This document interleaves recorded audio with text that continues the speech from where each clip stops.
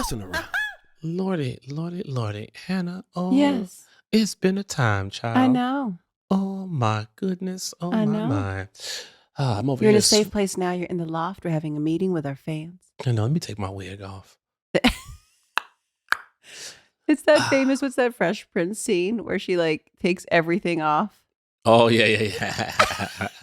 Nails come off, everything comes off, and he's just like, what am I witnessing? The lashes get pulled off. Oh, that's funny. Let's all get comfortable, you guys. We're all together in the loft meeting. We sure your are. Questions. And boy, do they have questions. I think most people don't really have questions. I mean, they have some questions, but it's mostly like some sort of cool story or a moment or an anecdote that they like to share. Yeah. And we appreciate it all.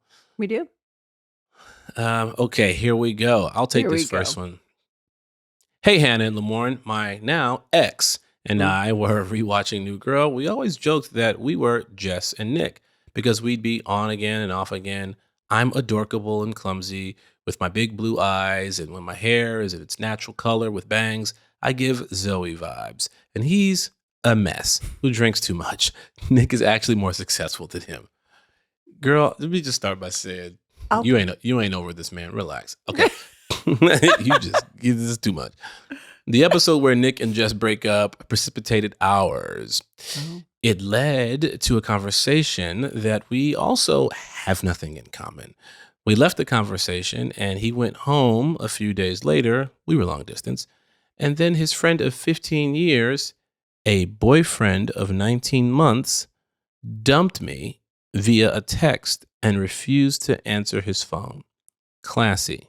So wait, his friend? This friend. I'm sorry. I was like, wait, what? Oh, this friend of 15 years. Oh, gosh. She's speaking about and it was her boyfriend for 19 months of their 15-year friendship. Okay.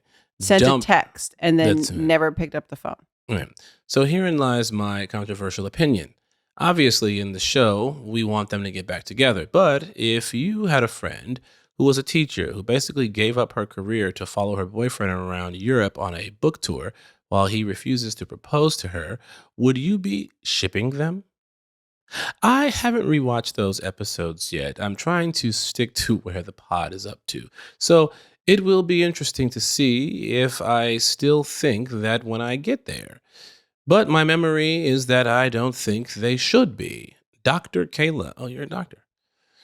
Dr. Kayla, you need to call a different doctor because you got some healing to do. Dr. Kayla. Dr. Kayla. Well, I don't know. I feel like there's two things going on here. Mm-hmm. One is the show and what's going on with Nick and Jess and their won't they of a TV formula where they have to keep them apart, bring them back together. They have to go through their ups and downs, but they truly do love each other and are meant for each other. And we know they end up together at the end, and they do, which is where the shipping comes from. Mm-hmm. Then there's what is a really unkind breakup. Mm-hmm. To send a text and then not answer the phone when you've known this person for 15 years and been together for almost 2. Probably could have done that better. Yeah, but it also sounds like... But if he's got a trouble with the bottle, then maybe he's not the most reliable person to lead like a healed, emotionally available breakup. According to you. I don't know this man. Sir, I don't know you. Yeah, it sounds like she shouldn't be too shocked or offended, really. They broke up. Like you said you knew. Like you knew this, you have nothing in common. Like what's happening here? The issue that I have is that, yes, you have been friends for 15 years. That's the tricky part. You know, the text, if you've been friends for 15 years, you should have expected that behavior out of this person. That's true. You would know somebody. And you're saying he's a mess, and so it's messy. Yeah. I honestly don't know anybody who was like, me and Chad broke up, and it was wonderful. And I feel great about it now. Yeah. Right? If you're not the one doing the dumping, if you got dumped, like I got dumped by Chad. Yeah. Because Chad be dumping. Chad's be dumping. And so I feel like it's no matter which way it was going to happen, it's probably going to hurt. And then at least it's over and you can start to heal and move forward, Dr. Kayla. Yeah. Dr. Kayla, if you're looking for a specialist in that field, try giving me an email. Shoot me an email. I'm a specialist in the art of relationship therapy. So couples counseling is something that I do on the side, and I don't charge a penny for it. Mm-hmm. I don't charge a penny. In fact, I charge $300 an hour. Mm-hmm. So yeah, feel free to reach out. I know you got the money. You're a doctor. It's actually quite reasonable. Yeah, $300 an hour. Yeah. All right, we're moving on to Emily. Hi, Hannah, Lamorne, and the Mess Around crew. My name is Emily, and I'm repping Pennsylvania. You never hear people just repping a state. Yeah. All right, well, good for the you. whole state. Pennsylvania, you got Emily. I, like many Mess Around listeners, love New Girl with my whole heart. I watched it for the first time right before and during COVID, which I will always remember because I would do puzzles while watching and not realize that I was channeling my inner Winston and Hannah. Since then, I've rewatched the show so many times that I don't know what number this rewatch is. I wanted to tell you that you guys helped me pull off a Nick-esque birthday present for my fiance. It worked out that you guys were talking about the episode Birthday about a month before his birthday, and hearing you talk about Nick making the video for Jess inspired me to do the same thing for him. I was able to get 28 of his favorite people to wish him a virtual happy birthday and put it all together. He really liked it, and I told him to thank you guys for the inspiration. I have a bit of a goofy question for you that comes from Max being on Celebrity Jeopardy this season. If the New Girl characters were on Jeopardy, who do you think would win and who would not do so well? We know from part 1 of Fancy Man that Schmidt is insanely good at trivia, but do you think anyone would be able to show him up? Thank you all for this podcast. It's so much fun to listen to. I love hearing you talk about your actual selves, showing up in your characters and calling everyone out for breaking. I now watch even closer to see if I can catch anyone break. Also, Hannah, keep those air horns coming. I echo you every time you do them. Love you guys, Emily. Ooh, Celebrity Jeopardy. Have you ever been asked to be on? Yes, I have. I couldn't make it. Celebrity Jeopardy and Wheel of Fortune. Wasn't able to do it, but Max was on it. And did you see that? No, I didn't see it. I saw it. Max was on it. He did not do well. He didn't? No. Dumbest boy in school. But no, I think he did okay. But he didn't win. We know some people. Utkarsh was on it. I saw a lot of the work, like Blake Anderson was on it. Really? A lot of the homies were on it. Huh. But yeah, I think it would have to be Jess. Because if they're not celebrities, right? They're just regular people, so they're not playing the celebrity. It would be Jess version. or Schmidt for sure. Yeah, I think Jess being a school teacher, there's a lot of information that she just knows. 100%. I feel like the fun though of New Girl is they love the dark horse thing. Mm-hmm. And so I feel like you could have Winnie or Cece or Nick all of a sudden. They just are like, they got weird and drilled down on one subject so they could blast an entire category. Well, what it is, it's Cece. Because all of the Cece stuff, she is dumb. Didn't finish school. You got all these things where you're like, wait, what? It'd be so funny if but she knows so much. Right. And they're like, well, what? How do you know all these? It's like, oh, well, my grandma, when I grew up, she used to make me watch Jeopardy, and I used to do this, I used to do that. All these things that you never knew would come in handy until you played Jeopardy. Or it's like, wait, remember the Price is Right documentary? There was a guy that watched every single Price is Right, every single one, and he created a whole system, and he did a whole thing, and he went on the Price is Right. Right? This is true, right? And then he crushed it and got the biggest winnings and whatever. And then the Price is Right came after him and said that he cheated. No, I don't think it was the Price is Right. Maybe there's a whole movie coming out. Paul Walter Hauser's in it. David Risdale. This is a real documentary from years ago. Well, there's a movie coming out called Luckiest Man in the World. Yeah. It's coming in Paul Walter Hauser. Yeah. Oh, I love Paul Walter Hauser. Yeah. But it's not. Wasn't Price about is Right? That. I don't know if it was Price is Right, but it's about that. It's about this guy who studied and studied and studied. Yeah. And then went on the show. Yeah. And gamed them so much they started coming after him. They came after him and they took all of his winnings and stripped him of the whole thing. And they said no, and he genuinely did win. And so I feel like that's that could be a Nick thing.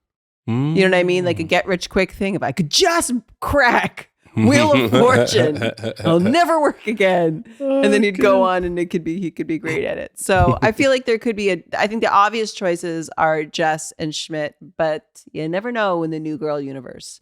That's true. Okay. Oh my God. Do you want me to read it? It's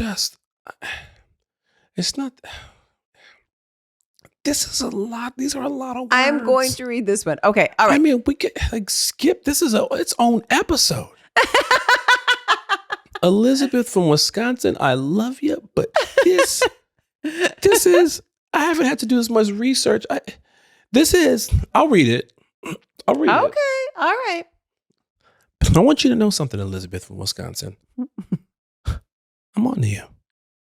She's out here trying to get a book deal. Okay. Dear Hannah, Lamorne, and possibly Max, what? Okay, you are reading this while he was visiting. Okay.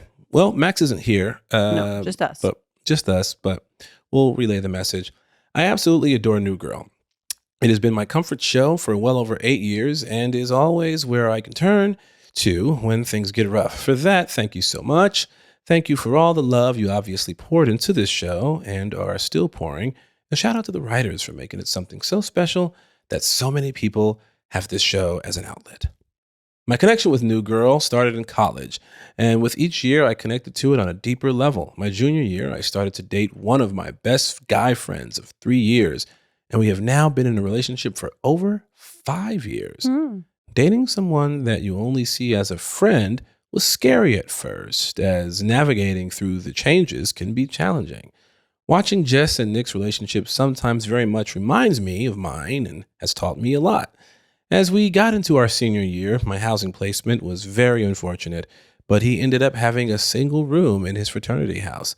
I ended up spending the majority of my time there and was the girl roommate to 10 of my closest guy friends. Yes, you read that correctly. 10 guys. Yes, it was a lot, but no, I would not trade that time for anything because for the most part, a great chaotic time. I connect with Jess on a spiritual level living with that many men, and unfortunately, none of them were a roommate like Schmidt.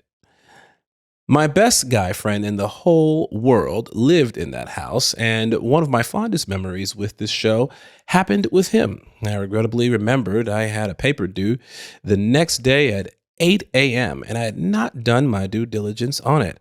He was known to be quite the night owl, so as I was working away in the living room binging New Girl, I decided to see if he was up, and I wanted to help keep me up.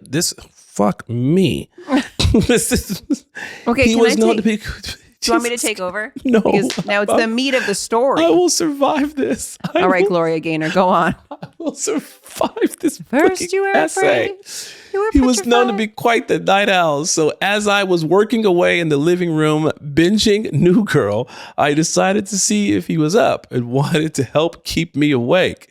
He immediately came downstairs and asked me what I was watching. Within 5 minutes of scrolling on his phone, pretending not to pay attention to the show, I instantly said, "How do you not know this show?" and happily restarted it. We ended up staying up until 4 a.m. An interesting decision only a senior in college with limited time left could make. Laugh, crying, and enjoying each other's company. To this day, whenever he comes to visit, we will have this show on in the background as we catch up on our lives. Some days we strictly communicate in New Girl gifs.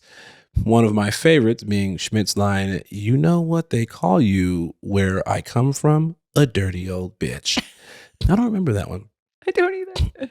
Anywho, my girlfriends and I all have sweatshirts that say "Street Youths" on the front and "This is a horrible neighborhood" on the back. Schmidt, while being one of the most infuriating characters, is my favorite to quote. So hence the beginning, "Hey Max, if you are reading this when he is visiting. If not, I am still pumped to be on the pod." I have an hour to communicate. Well, it took me an hour to read this. I have an hour to communicate every day, and listening to you two makes the time fly. Thank you for doing this podcast. I look forward to the episodes every week. I don't have a good Goosebumps walk away because I don't have time to write 20 different ideas down. So thank you for reading. Love ya, Elizabeth from Wisconsin. I am signing off. Lamore's gonna go take a nap. Do you know what I think this is? This is what I think this is. She said she has an hour commute. And so she just left like a voice note that then transcribes into like an email, and she sent it when she got home. It's gotta be. She talked for the hour of like, and then this happened, and then I went to college, and then I dated this guy. Because the guy she dated, we got the whole backstory. We never heard from him. I don't know anything about this guy anymore. We don't know. She's been with him for 5 years, but she's watching the show with some other guy who's like her best friend. I don't know. There was a lot going on, Elizabeth from Wisconsin. But what I will say is I know that you are a true fan to write your PhD thesis on New Girl and send it to us. And we appreciate that deeply. And the fact that you got all of these guys in the frat to pay attention to New Girl, which is a great show. Oh, yeah. For that age of men to watch. It was fun and funny and shows how you can live healthily with women. Appreciate that. So appreciate you, Elizabeth. Lamorne has passed away and he'll never speak again. Yeah, Elizabeth, listen, first of all, I love you and thank you. Why would you make me do that? Elizabeth, next time you send in a letter, just title at the top, please don't have Lamorne read this one. Yeah. Once I get past like 4 sentences, like my eyes start to go, what are we doing here? I gotta read this out loud. Remember at the end of each episode, we say, if you have a question, comment, leave us a voicemail. Oh, see, that would have been great, Elizabeth. If this was a voice memo and we could have played it and listened to it, that would be Your great. sweet, lovely voice, Elizabeth. Because also tone is everything. Yeah, because I'm like, intonation. Yeah, emphasis. I don't know what your tone is in certain things. There's a lot of punctuation in the wrong spots. Is it like, because here's the thing, where's that part here? Maybe she was like, I met my best guy friend in the whole world. Changes. Who could be laying her down at night? We don't know. We don't know. And so it's best, take this as a note to all of our listeners. Record a voice memo, send it to us. Or video. We'd love to see you. Oh, yeah. Video would be great. A video would be great. We'd love to see you. Then we know there's air quotes going around these friends. Mm-hmm. Okay. Little winks. And then Lamorne doesn't have to read 50 pages. You got to sit. I feel like Floyd Mayweather reading a Harry Potter book. You sound like your mouth is dry. It feels like it. I know. I can see it. Even in the marathons, the people that run the marathons, there's somebody that gives them a cup of water at least every mile. Just halfway through, just a cup comes in. Oh, my God. That's right. I feel like I was at a table read. Yeah. Your heels are bleeding. You just don't know why. You just ran a whole thing. I can't close my ass. It was like a table read a little bit where you're just like cold reading and you're just like, oh, where are we going? Embarrassing for me, Elizabeth. Why did you make me do that? Well, you gave us a good time, Elizabeth, on the back end. Maybe not for reasons why you thought, but this is why it's a great show in the loft. All right, last one. Oh, yeah, you take this one. Yeah. 2 sentences. I like how I had in the beginning, it was like, Lamorne, you take the first one so I can read the next one. I'm like, yeah, but the one after that is a day long. Lamorne. What? You have to read this one. It's for you. You can do it. Okay. Damn, Lamorne, I didn't realize you moonlight as the principal at my kid's school. Laughing emoji. On the real, this man also frequents the same coffee shop as me, and I do a double take every time he walks in the door. What do you think? Should I approach him one day and ask if he knows he looks like Emmy winner Lamorne Morris? Thanks for all the laughs, Alexa. This guy here, not only do I know him, I think I've been tweeted this guy's picture. Really? I believe so. This is like full doppelganger situation. Alexa, I might ask him. I want to see. Alexa, I am curious. I do want to follow up on this one. Do we have his name? Do we have the kid's school? Nothing? No. But we can respond. We'll have Alexa's email. Is that Alexa in the photo? Because it'd be so funny if she blurred out her own face. she's like, it's not me. You don't have the rights to show my face. But I'm going to show his face. There's 2 people in the picture. Just so it's not confusing. It's this one. You look like this one. Well, we see kind of resemble each other a little bit. I see it. I see it. Yeah. Who are if you have to say the top 3 people that people say that you look like? Michael B. Jordan, Idris Elba. Idris Elba? Brad Pitt. No, I get Malcolm Barrett, who's an actor. Love Malcolm. Adwin Brown, who's also an actor. Huh. Adwin, if you guys look him up, Adwin Brown. If you Google Adwin Brown, my name might pop up. I swear to you, Adwin Brown. Adwin Brown. Okay, here we go. Oh, okay. All right. Adwin Brown. And I mean, sometimes people mistake me for Jay Farrow. Oh. I get that a lot. I think it's just because we're both funny people and people associate SNL with humor. So if they see me, they go, "Oh, funny." I know he's funny. They just go, "Oh, he's SNL." They always do that. But yeah, the one I've been getting a lot lately is Damson Idris, just because I mean, we both have great accents and we're both sex symbols. So I've been getting that a lot. Known for your humility, your humbleness. It's something that the people desire. Anyway, that's our show. What about you, Hannah? Who do you get? Miss Kim Kardashian? I've had a few over the years. Kim Kardashian when I first moved to LA. I also got Nicole Scherzinger back in the day. That's right. It's all those ethnically ambiguous light brown girls. Mm-hmm. Camila Alves. Mm-hmm. I got a bunch. Yeah. Camila Cabello? No. I'm just joking. No, but there's definitely been a few where you're just like, once, I'll never forget this. I was in college. I was, I don't know, whatever. I was like 20 years old and took a cab from UBC, my university. And the cab driver was silent the entire time. Didn't speak a word. And then dropped me off. And he said to me, he was an Indian cab driver. And he congratulated me. So maybe, I don't know what year this was. But anyway, I just remember he congratulated me for being a bachchan now. And he thought I was Aishwarya Rai.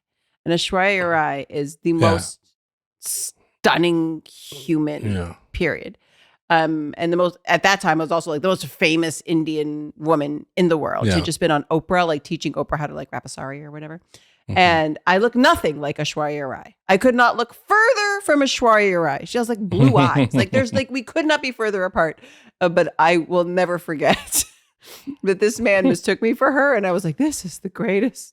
I mean, he must be fully blind. But other than that. No, not fully blind. I mean, I could see the resemblance. Right? I look nothing like Aishwarya Rai. I could see the resemblance. What are you talking about? I could see it a little bit. Besides the eye color and the beauty. Like I could see. I could definitely see that. All right. But yeah, that's cool. All right, Aishwarya, were you right? It's good to see you again. Hey, folks, that's our show. If you want to go ahead and go to our website, themessaroundpod.com. It's great. You can check out our latest merch. You can follow us on Instagram at themessaroundpod. And if you have a question, something you want to say, leave a voicemail. Now, if you want to write in, keep it short. I might be here, and we know I don't like to read past 4 sentences. That's right. If it's more than 4 sentences, flag it at the top. Say, Hannah, you got to take this one. We need Hannah to read the stuff with words in it. Especially words past 7 letters. Don't do that to me. Yeah, it's too idyllic for him. Idyllic. Oh, my God. All right, guys, we love you. Peace. Bye. That was The Mess Around, an iHeartMedia production. Our executive producer is Joelle Monique. Our senior producer is Abu Zafar. Bei Wang provided engineering and editing services. Additional production from Daniel Goodman, Wendy Heisler, and Kyle Chevron. Our theme song was written and composed by Ronald Jukebox Jackson. Catch you next time. Bye.